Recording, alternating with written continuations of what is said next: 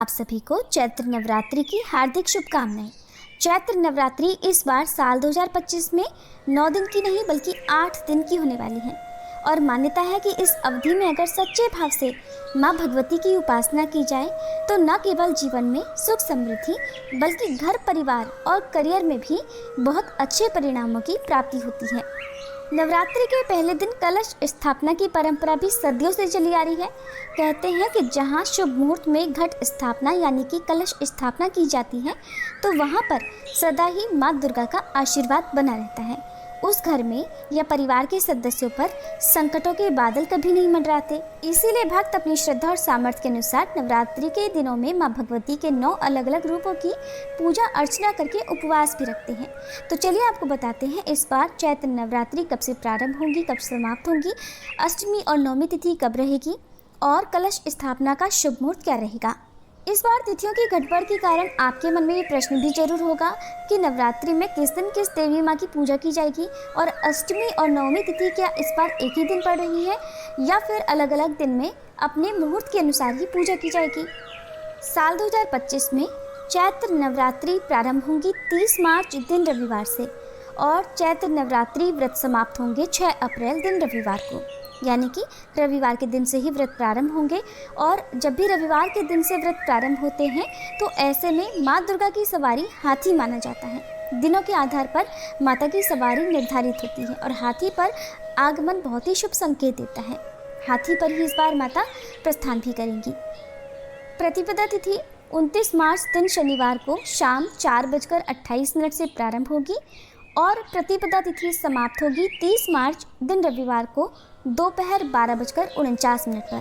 प्रतिपदा तिथि में कलश की स्थापना हमेशा शुभ मुहूर्त में करनी चाहिए और कलश स्थापना का शुभ मुहूर्त रहेगा सुबह 6:13 से 10:22 तक। इसके अलावा अभिजीत मुहूर्त को भी कलश स्थापना के लिए बहुत ही उत्तम मुहूर्त माना जाता है, जो कि दोपहर 12:01 से 12:50 तक रहेगा। और इस बार अष्टमी तिथि यानी दुर्गाष्टमी का व्रत रहेगा 5 अप्रैल दिन शनिवार को और रामनवमी यानी दुर्गा नवमी 6 अप्रैल दिन रविवार को मनाई जाएगी। कलश विसर्जन, दुर्गा विसर्जन और नवरात्रि व्रत का पारणा किया जाएगा 7 अप्रैल दिन सोमवार को।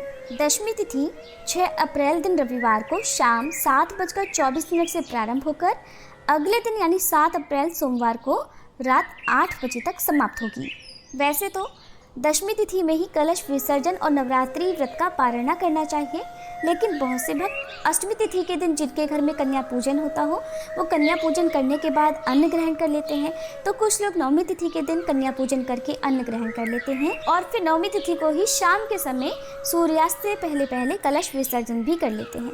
ऐसे में अगर हो सके तो आपको दशमी तिथि के दिन ही माता की चौकी हटानी चाहिए, कलश का विसर्जन भी दशमी तिथि को ही करना चाहिए। अगर बात करें इस बार नवरात्रि में किस दिन किस देवी माँ की पूजा की जाएगी, तो इस बार जैसा कि आप जानते ही हैं 30 मार्च से नवरात्रि प्रारंभ होगी, तो इस दिन तो घट स्थापना और माँ शैलपुत्री की पूजा की जाएगी। इसके बाद अगले दिन 2 तिथि एक साथ पड़ रही हैं, तो 2 तिथि में यानी माँ ब्रह्मचारिणी और माँ चंद्रघंटा की पूजा एक साथ की जाएगी, एक ही दिन की जाएगी। और इसके ठीक अगले दिन से क्रमशः माँ कूष्मांडा, माँ स्कंद माता, माँ कात्यायनी, माँ कालरात्रि, माँ महागौरी और माँ सिद्धिदात्री की पूजा की जाएगी। अगर आप नवरात्रि के व्रत रखते हैं तो इस बात का आपको विशेष ध्यान देना है कि नवरात्रि में केवल और केवल दूसरे दिन 2 देवियों की पूजा एक साथ की जाएगी, बाकी आपको लगातार जिस क्रम से पूजा करनी होती है उसी क्रम से करनी होगी। अष्टमी तिथि 4 अप्रैल शुक्रवार की रात 8:13 से प्रारंभ होगी और जिसकी समाप्ति अगले दिन यानी 5 अप्रैल शनिवार को शाम 7:26 पर होगी। इसके बाद से ही नवमी तिथि प्रारंभ होगी, तो ऐसे में आप ध्यान जरूर रखिएगा कि माँ महागौरी की पूजा यानी अष्टमी तिथि की पूजा आपको 5 अप्रैल दिन शनिवार को करनी है। नवमी तिथि 5 अप्रैल शनिवार को शाम 7:27 से प्रारंभ होगी और अगले दिन यानी 6 अप्रैल रविवार को शाम 7:23 पर समाप्त होगी। तो ऐसे में उदया तिथि के अनुसार जो नवमी तिथि प्राप्त होगी वो होगी 6 अप्रैल दिन रविवार को और इसी दिन माँ सिद्धिदात्री की पूजा की जाएगी और नवमी का व्रत भी इसी दिन रखा जाएगा।